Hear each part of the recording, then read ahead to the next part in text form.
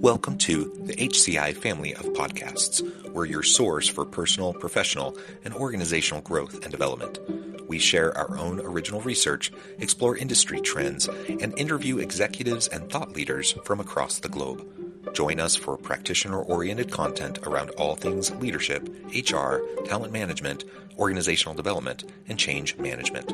Maximize your personal and organizational potential with the HCI family of podcasts.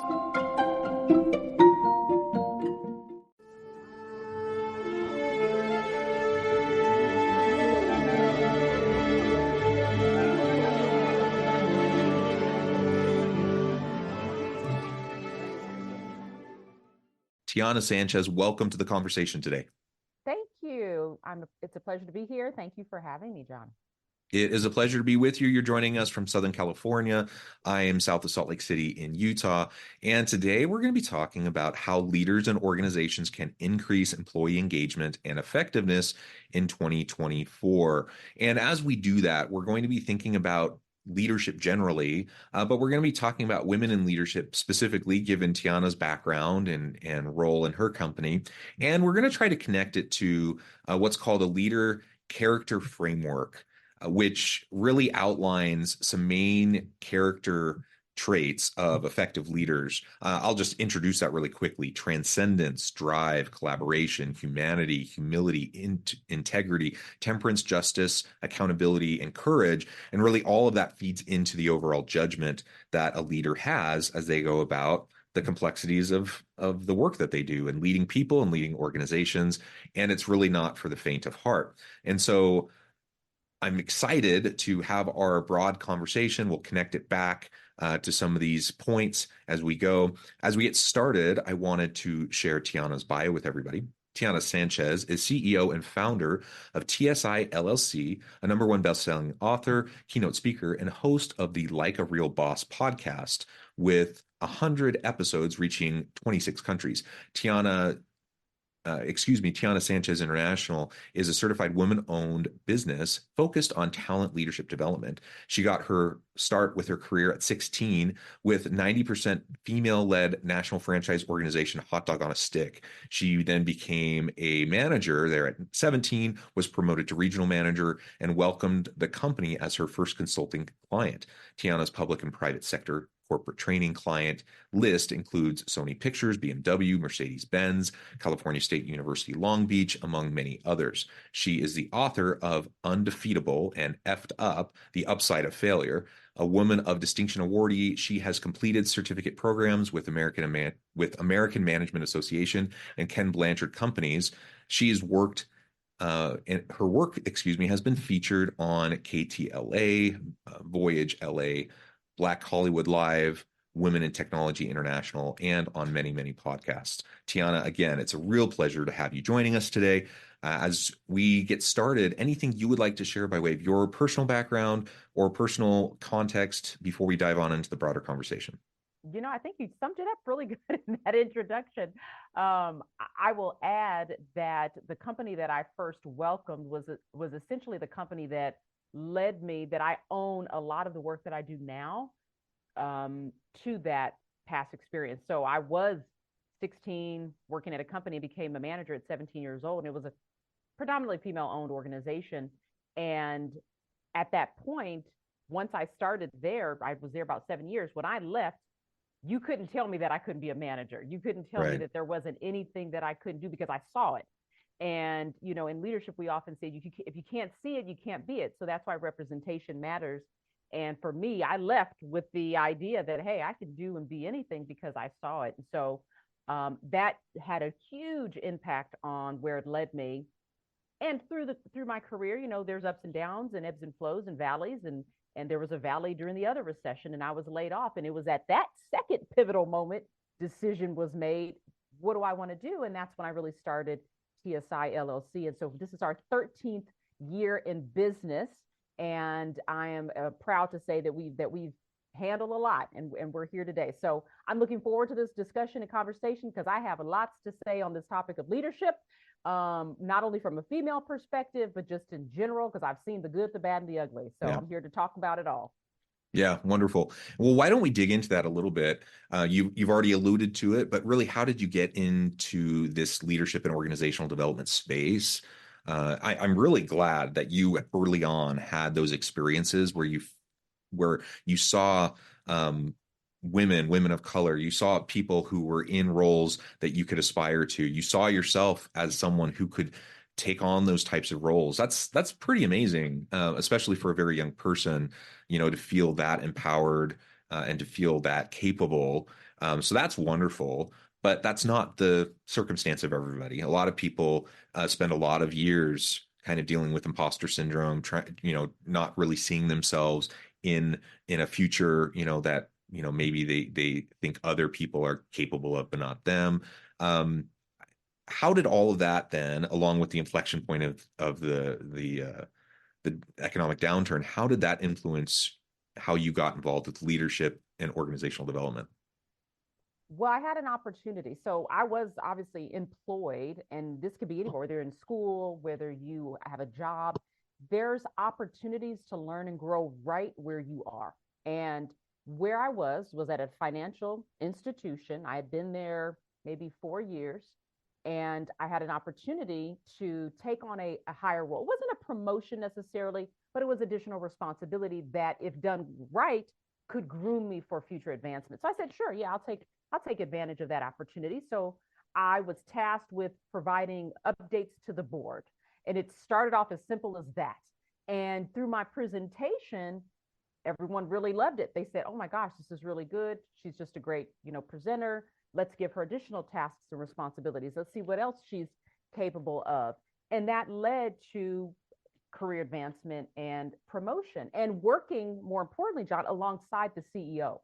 Up until that point, I had never had a close relationship with anyone at that C-suite level, Mm. but it was working in that at that company.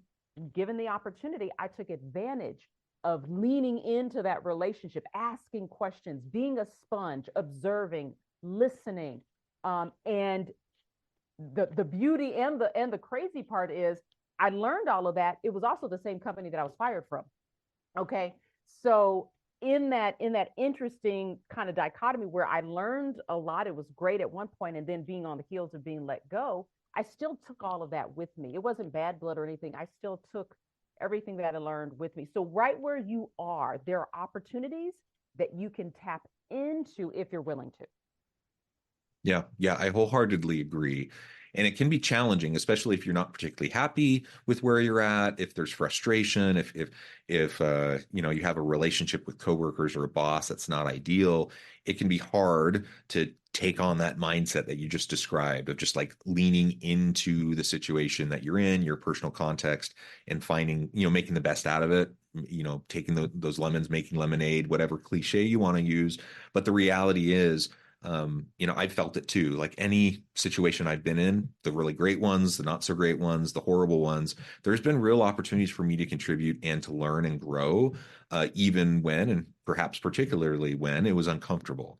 And Yeah. so I'm not advocating for someone to stick around in a toxic work environment or to stick around with a boss who's horrible or whatever. You can look for options, but you know, if you're looking for other opportunities, take the chance to grow and shine where you're at. That's only going to increase your marketability and your ability to move into new opportunities.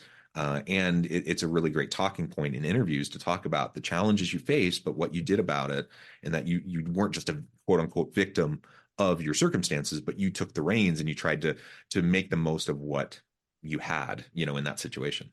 That is actually the best time to find out who you really are as a person. Your character shows up when you are in the midst of conflict and chaos. I'll say that again. Your character shows up when you're in the midst of conflict and chaos and things and anything that goes wrong. One of the things that I do as an executive coach for leaders, usually director level and above.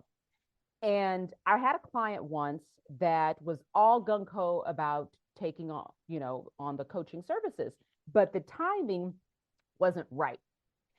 They were getting ready to hit a very busy season. There was going to be a lot of work. It was going to be chaotic. It was going to be crazy. And I said, let me tell you something.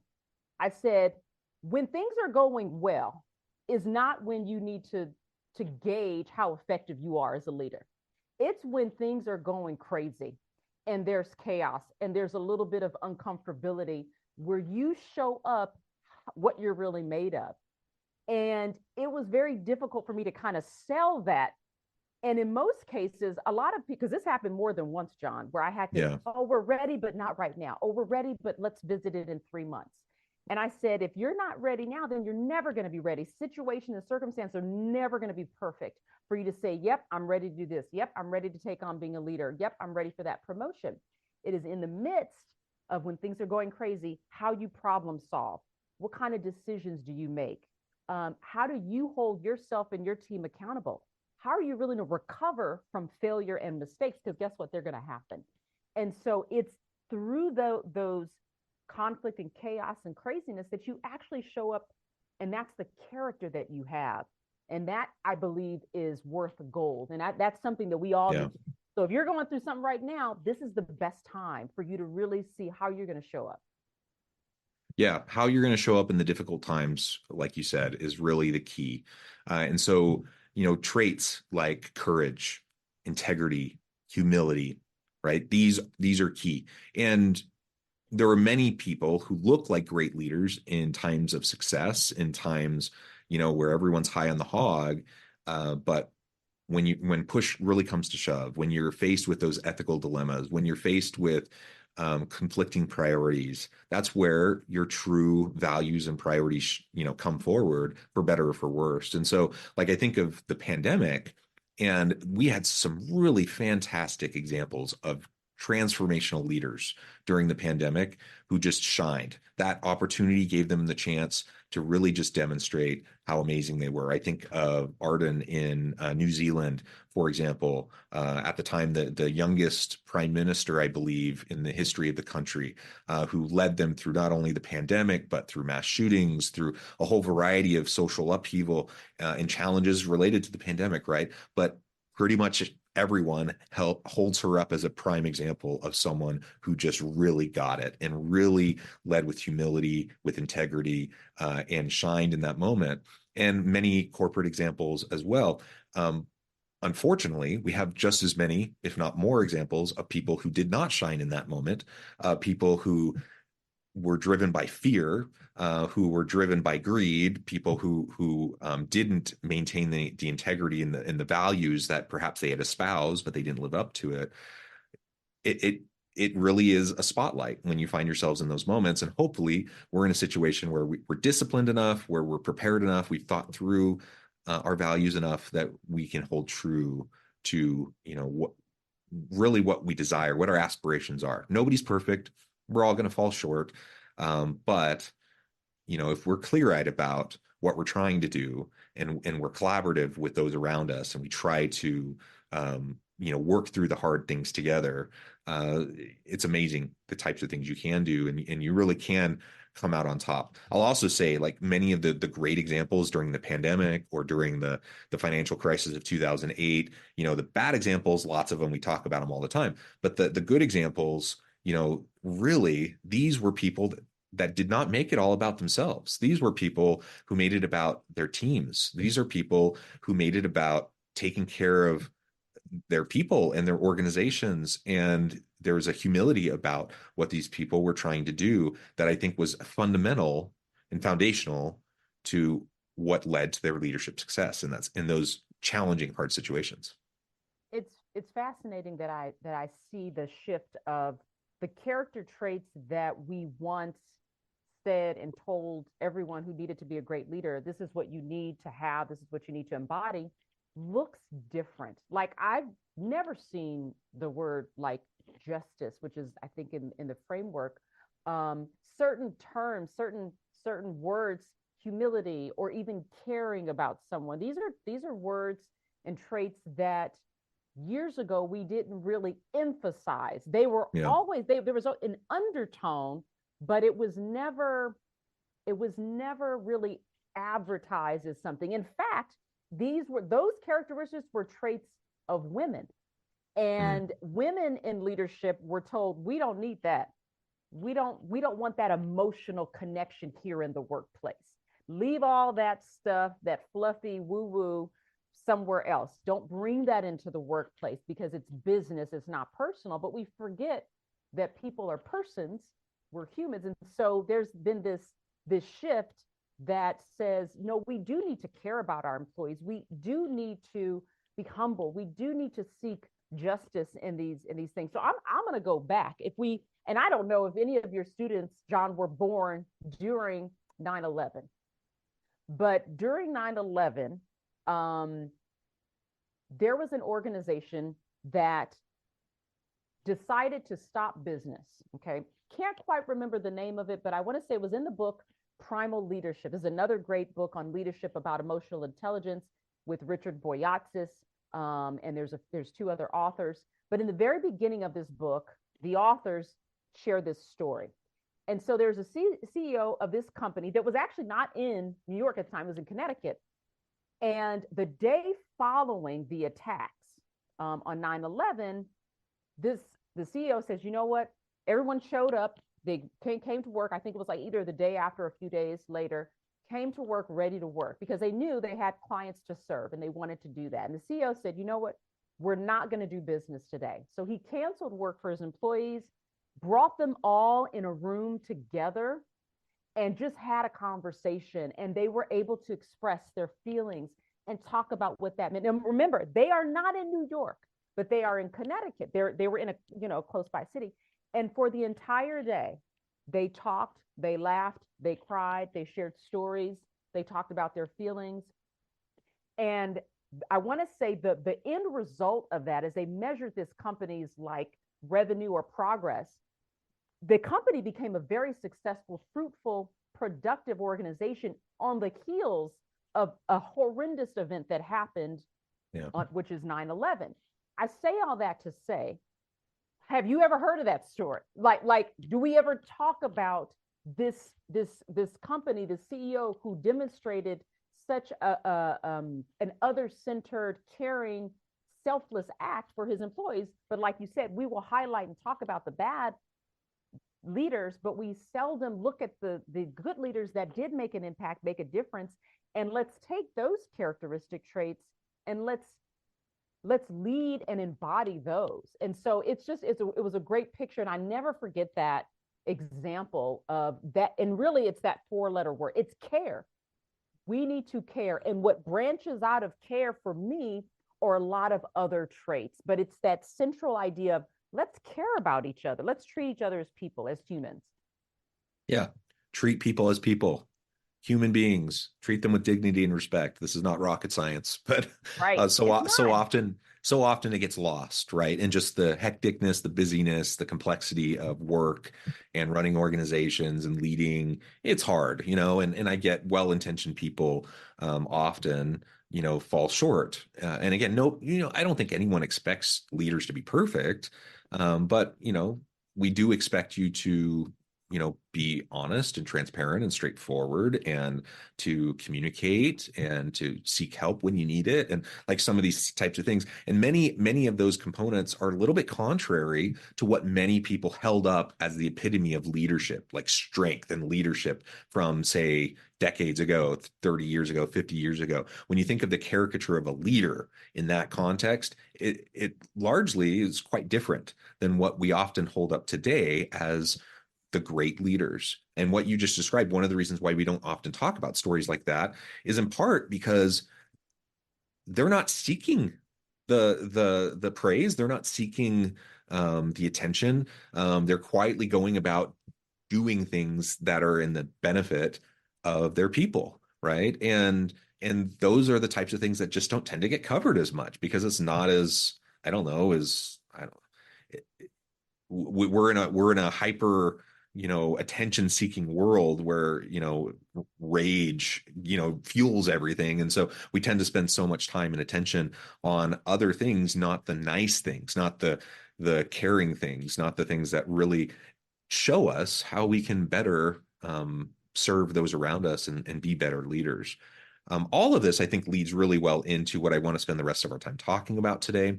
And that is around how to increase employee engagement and effectiveness in the workplace, especially in 2024. We're in a day and an age of AI and automation and, lots of fears around that. Like, what does the future of work look like? What is my job going to look like? What type of career will I have in the future? Lots of concerns around all of this. And all of this is happening again while we have terribly low employee engagement rates. Gallup puts out their state of the workplace report probably every year, if not every couple years. And there in 2022, in the 2022 report, it was employee engagement was at 21%. And if I remember correctly, I'd have to go back and look at the report, but I think actively disengaged employees was something like 65% in that report, which is insane. So these aren't people that just aren't engaged. They're just kind of going through the motions. Like actively disengaged people who don't like their job, don't want to be there, are looking for the next thing. That's hard, man. If I'm running an organization and 2/3 of my employees don't want to be there, they don't know how they're connecting with the work that we're doing, they're not happy, they're not satisfied, they're not engaged, that's going to make it really tough for me to be a good leader. And unfortunately, this is a fairly consistent thing over time, and it's fairly consistent around the world. Like we see active disengagement levels that are really high around the world and low engagement levels. So with that in mind as the context, what do we do about it? Like, how, as a leader, can I help my people know that I value them, that I care for them, that I want them to be successful? And how can I utilize that to help increase engagement and effectiveness of my people? So there has been a slight increase in engagement. So it actually went up 2% since that report. So they had another report. So the revised version is we went up from 21% to 23%. Okay, so that's a very That's good. It Still is low. good. Still very low. Still very low. But let's give credit where credit is due. And so there's been that slight shift, and it ebbs and flows. Like I mentioned earlier, and engagement today, I will say what it takes to engage someone today may not be true 10 years from now. Just like Sure. how we approached management and managing people does not mirror what it took to manage 20 years ago, especially when I was 17 years as well. So Yeah. take this with not a grain of salt, but use it for the times that we are in today. One of the primary engagement factors for employees, and this has been true year over year, I would say one of them is being able to connect with the company's vision and mission, meaning that there's a cause that I believe in. And this kind of started, I remember looking at research, I want to say a couple of years ago, like when the millennials started to kind of enter into the workforce, they believed more in causes than anything else. It was like really high on their list. Over the last 3 years, we've seen kind of a shift where we want our employer to not only have a cause, believe in their vision and mission, but be an ethical organization, be for justice, making sure there's no discriminatory, unethical practices, like, and holding them to the fire with that. There's also, when you look at a lot of the elements of disengagement, it comes from not, again, that four-letter word, not being cared about, not receiving recognition, praise, access, being given feedback. And I use that F word as a different F word, but feedback is essential. When you have annual performance reviews, what does that do for the employee if there's not these check-ins that are happening throughout the year? How are they going to be able to improve or receive that positive feedback throughout the year and just wait to, once a year? It's important to have those touch points and those check-ins. Humanize the work environment. It shouldn't just be about work. You're spending 40 hours, more than half of your time in a work environment. There should be some personalization too. There should be that element weaved into our business. And oftentimes Can I just highlight too? Yeah. Well, 40 hours if you're lucky, right? Like we're spending the vast majority of our waking hours at work. That's just the reality, especially in the US, where we just work longer hours than in many other parts of the world. And so just to reiterate your point, right? Like if we're spending that much of our waking hours in a place trying to accomplish something with a group of people, like let's think creatively about how we can make that the best it can be. Yes, it is. You said earlier, it's really not rocket science.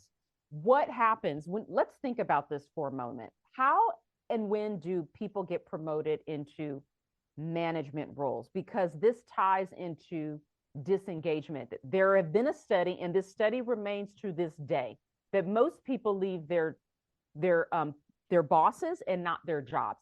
They leave Yeah. people. They don't necessarily not enjoy the work. It's the person that they report to that makes work intolerable, and that their only choice, they believe, is I'm going to leave, right? And so when you look at it from that lens, there was a study, again, a Gallup study, that 82% of managers are miscast. So if you think of what it takes to promote someone, which is two reasons, either seniority in a role or experience in a non-managerial position. So you have someone where we're telling you that skill has no part into you being a manager. Whereas I can look at a surgeon, I can look at an attorney, I can look at a pilot. In those fields, there has to be some legwork done, like hours upon hours, studying upon study before you get into a role. So you have, let's say, miscast managers, leaders in roles. Now you've given them the keys to the kingdom, and you've said, we want you to manage people. How do you do that? Have you taken a class on psychology, psychiatry, human behavior? How do you know what it takes to manage a group of differing generations, differing people that are coming to work with a whole bunch of things going on? You're telling them, drop all of that. So when you come to work, you just show up here. That are taking care of their mother, their grandmother, their children. They're going through divorce, all of these other elements. And so now, again, you see that engagement piece starting to, again, we see the slight increase, but it's the human side of our business where people feel, I don't feel connected not only to the vision and a mission, but I don't feel connected to you as my boss, as my leader, as an organization. You're not praising me. You're not acknowledging the work. I don't feel valued. Valued is another word we might come back to. But these are all reasons and contributing factors while people feel disengaged. And now with AI, with all of these layoffs, we had Dropbox had layoffs. We had SiriusXM had layoffs last year. And one of the CEOs said the reason for that was because of the AI era. So now not only are we telling you we may not value you, but you're less important to us than artificial intelligence in some cases. What does that say? And of course, that's not true for everyone, John, but what is that telling people? Oh, well, I'd rather not work for you. Let me go work for someone else, or the actively disengage. While I'm here, I'm just going to clock in, clock out, and, I'm going to start stirring the pot a little bit, spread some rumors and start making up stuff. Yeah, because, I'm actively disengaged and I don't care. So that's where we're ending up. Yeah, absolutely. And I'm probably dating myself with this reference, but you I'll were get it talking, probably. but you were talking about how, oftentimes individuals are promoted to leadership roles without any leadership training whatsoever. They were really good in a functional role, but they don't know how to lead people. And so you'll have coders who's, the best coder now becomes the manager of all the coders. Does being a great coder translate into being a great manager? Probably not. I mean, you might get lucky and they might end up being a good manager and a good leader, but it's a total crapshoot, right? You don't know because they have no experience with it. And the example is, a TV example. I think of Michael Scott from The Office. So anyone who's watched this show, he's like the epitome of the Peter principle. People who are promoted to their level of incompetence. So Michael Scott is like the best salesperson. So he gets promoted to office manager and he's the worst. Like, and it's comically horrible. And that's why the show works, right? It's he's kind of a sympathetic, lovable character who's just a doofus and doesn't know what he's doing and he's terrible. And he's just fumbling through everything, right? And that's the cautionary tale that we see in so many organizations, people who just don't have the skill set. And so organizations often are looking for the wrong thing, promoting the wrong people into positions of leadership. And then once that happens, it can really set the tone for the whole team. You mentioned, how people leave because of a bad boss. I mean, people will stay at a pretty crummy job if they work with good people and they have a good boss. People will leave a pretty great organization with a really good job if they have a terrible boss and bad coworkers. And so those relationships really matter. And the leader who's running that team of people, you can't underemphasize the importance of just the skill set connected to that, which is different than technical skill sets that are required, to be successful in a functional role that maybe the person had been in before.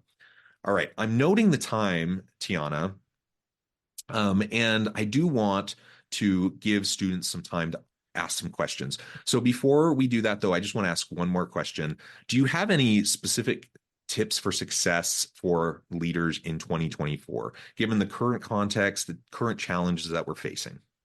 Well, one of the things that the tip that I would do is evaluate where your engagement levels are for your organization. So the numbers that we gave you, the 21, 23% are, global. I think one of them is United States. There's some numbers that are global. But what does it look like?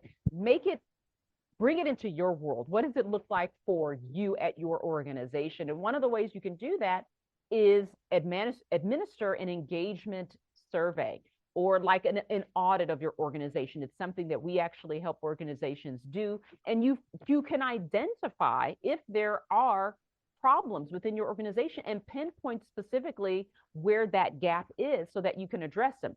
I will caution you that once you ask, you better be prepared to do something, okay?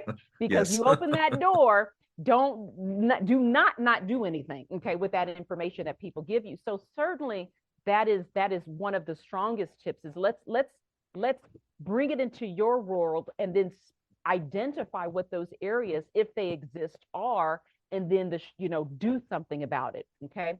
I would also say when we think of this evolution of AI, I would also ask our leaders to integrate. It shouldn't be a replacement. It should be an integration of how are we going to integrate our employees by utilizing some of these tools that are going to help us be more efficient. I'm going to tell you right now, I love ChatGPT. I use it when I'm like having a block of some sort. How can we integrate that? And as a leader, you have to be thinking about how critical thinking and decision making and creative problem solving, is that something you really want to leave in the hands of automation?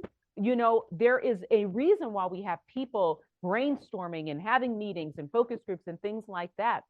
So I would say you look at that as an integration and always be open to learning something new as a leader. Because again, 20 years ago, we wouldn't even be having this AI conversation. 20 years from now into the future, leadership may be looking different because was it Zennials? I don't even know who's next, but there's all these Gen Alphas that are coming in. So be open-minded in that. Don't feel like I've reached the pinnacle of leadership, because the pinnacle, according to John Maxwell, is people follow you because of who you are, which is your character. And this is under his kind of, I think it's the 5 levels of leadership. So always be looking at where am I as a leader and evaluating that, getting feedback, and knowing that may look different 10, 20 years from now. Yeah, wonderful. Tiana, before we go into Q&A, just thank you so much. This has been a great conversation. I really appreciate your insights, taking time out of your busy day and schedule to meet with me, to have this conversation. There are so far 3 really great questions in the chat. So I'm going to start with the first one and work my way down. Okay. The first question from Jade: what is your biggest advice for students who are about to complete their education and begin their careers? Jade, thank you for your question. I love answering questions with questions, but I don't know if you can reply. I would ask, have you considered looking at some experiential work, like internships or things where you can have hands-on, tangible learning opportunities? Again, I'm making the assumption that maybe you haven't, or maybe they've been limited. I love the fact that employers now, and it's something brand new, that they are beginning to recruit more non-degreed employees. Nothing wrong with education. I think all of you here are going through that. I love that people that have experience are not being excluded for not having a degree. You will have a degree, certificate of some sort. Can you couple that with experience? Because it's the experience that you get that is going to help tell your future employer as you go through your career, Jade, that not only do I have theoretical knowledge, because I studied it and I got a degree, but I have experiential knowledge because I worked with a company for 6 months, for 18 months, and I did this, that, and the other. So if you're at the beginning of your career, make sure that you're able to get some experiential learning through internships, through volunteer work, through something that you can add on to your resume. And I just want to reiterate that. One of the things I really, I'm proud of about what we do here at the university and in our programs is that we do a lot of experiential education. We do a lot of class-based projects, working with organizations, getting consulting experiences, getting the hands-on experiences. And so I would just echo what Tiana said, Jade. If you haven't had the chance, seek out some of those opportunities because there are many. In addition to internships, lots of classes that will give you that opportunity to develop a skill set that's not just the theoretical understanding and theoretical knowledge, but the applied capabilities that are going to help you be successful. And I think ultimately that's what organizations want. They want people who can come and contribute. And the more you can demonstrate that, the better. And I will add before your next question that I was able to give someone an opportunity who was an intern with my company while she was going to school in her undergrad, and also became a partner working with me, helping me develop content to where her name was on certain things, and it helped her while she was going to Columbia. So I not only say that to you, but I believe in it and I have done it. So I just want to add that in there. Wonderful, wonderful. Next question comes from Michael. He says, how do you feel about feedback? Should it be filtered up, or should anyone be able to give feedback about things all the way up to the C-suite? Oh, such a great question. Feedback. We can talk about feedback all day long. Yes, you should give feedback. That is a universal type of communication that should be done at all levels of leadership. And it's cyclical. It should happen where if I'm an employee, I should be able to give feedback to a peer, to even my boss. It looks different. It may sound different, but you should be able to provide feedback at all levels of leadership, Michael. Depending on how your organization is set up, and I would say, do they have a culture where feedback is welcomed, permitted, invited, solicited? Okay. Some people misinterpret feedback again as I'm trying to tell you what's wrong with you. Like, we only give feedback when something's wrong. We have to shift that and make sure you're giving feed forward, right? When things are going well. Hey, you did delivered a fantastic presentation. I want to, I like your preparation, the planning, the timing was good. I look forward to your next presentation. That's feedback. Do we often give that? It usually sounds very critical, right? You didn't do something. And so then we use the sandwich method. Say something good, say the bad thing, say something good, right? So it should be part of an organizational a culture. Now, when it gets up to the C-suite, Michael, because you said, what does that look like? Ideally, the board would be, let's say like the board, there's an advisory board or board of directors, would be that group that would perhaps pour into the C, because that's who they report to. But if I'm underneath the CEO, I should also feel okay providing some insight in the form of feedback to my CEO. And if I'm a good CEO, if I'm a great CEO, I'm going to welcome that, because as a great CEO, I know that I don't have all the answers. And I know that being a strong CEO, as you said earlier, means knowing my weaknesses and where mistakes I may be, I may have making mistakes, and I need someone to help me. I need to reduce my exposure to risk, and I need someone there to tell me that, because I don't have eyes and ears everywhere, and I may have blind spots. A great CEO will welcome that. I find that if it's not in the culture, Michael, if it is not welcomed, permitted, solicited, it is often not seen well, and then you have conflict, you have trust issues, and trust being a big part of a lot of leadership and organizational workplaces, it can become a very intolerable work environment, and it can be ugly. But when it's done well, it looks really good. Yeah, I absolutely agree. You should be creating an environment that's psychologically safe, where people can provide feedback, they can provide input, they can question, they can challenge, they can provide positive feedback, right? Where you have all of it. And it's the secure, mature, strong leaders who create that environment and openly welcome the feedback. It's the insecure leaders who see that as a threat, right?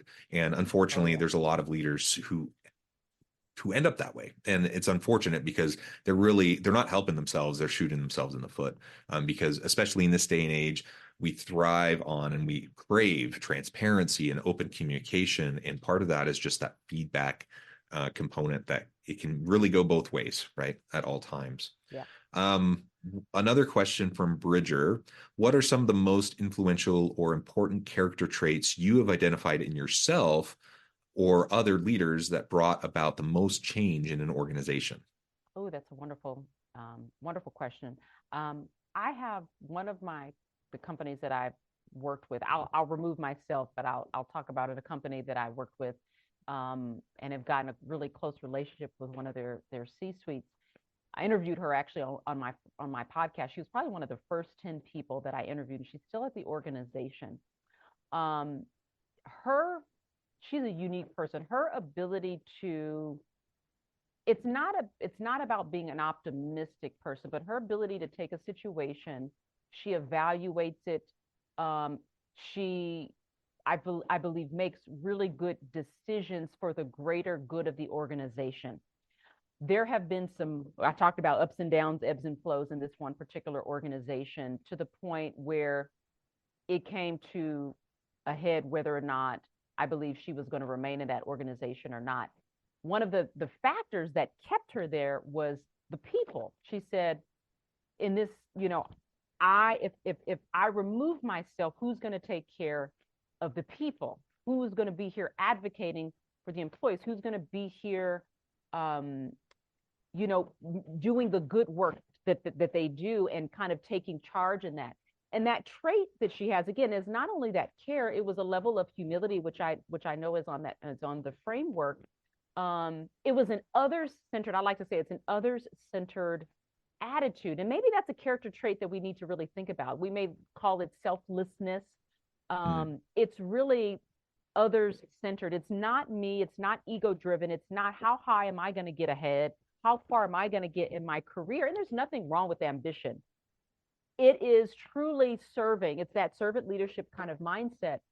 But I still, and to this day, I think we've developed a friendship. But I admire her, and I truly look at her as a model for how other leaders not only communicate, how they see their perspective, their the way that they look at their decision making, through that particular lens.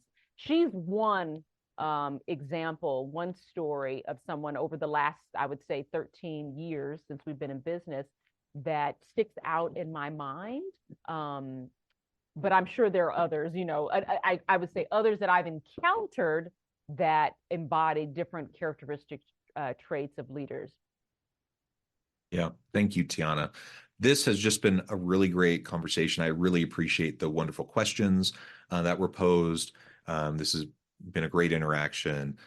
As we wrap things up, I wanted to give Tiana an opportunity to share with all of the audience how they can connect with her, find out more about her work, where they can find her podcast, her book, and then give us the final word on the topic for today.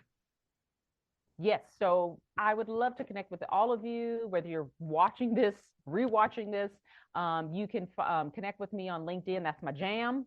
That's where I always am, giving tips and all of that wonderful stuff. Or you can follow me on tianasanchez.com, which is my website. You'll see books. You'll see all that wonderful stuff as well. And you can access the podcast Like a Real Boss. There's some really great episodes on there. I have some favorites. DM me. I'll tell you which ones are my favorite, which ones you want to start with. This conversation, I want you to think, when you're done here and you turn this off and you go about your day, I want you to find the one thing that stood out to you, because that's the thing that maybe whether you're internally wrestling with, or maybe you have some questions about in your own career, your job that you're working at or something.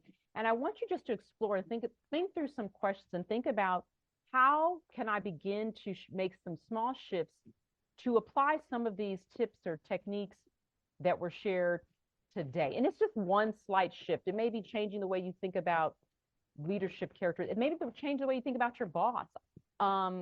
Change the way you approach your career choices. And so that would be one thing that I would invite you to do. I would challenge you to do following this, our conversation today, because I know it's a lot. So just take that one thing and begin to explore how that can make a difference in your life today. Yeah, well said. Tiana, thank you so much. I appreciate your time. Thank you for the great conversation. And as always, I hope everyone can stay healthy and safe, that you can find meaning and purpose at work each and every day. And I hope you all have a great week.